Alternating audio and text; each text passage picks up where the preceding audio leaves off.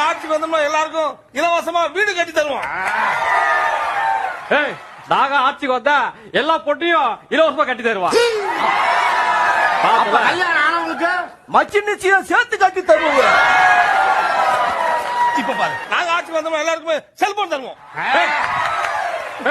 நாங்க ஆட்சிக்கு வந்தோம்னா அந்த செல்போனுக்கு சிம் கார்டு போட்டு தருவா. சிம் கார்டு இந்த திட்டத்தை பாரு, நாங்க ஆட்சிக்கு வந்தோம்னா மாம்பழத்துல மேம்பாலம் கட்டுவோம்.